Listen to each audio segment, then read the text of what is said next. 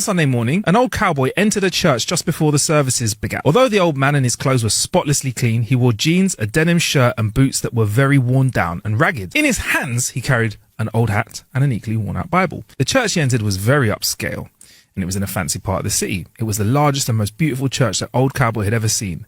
The other people in the congregation were all wearing upscale, expensive clothing as well. As the cowboy took his seat, the others moved away from him. No one greeted or spoke to him or welcomed him. They were appalled at his appearance and didn't attempt to hide it.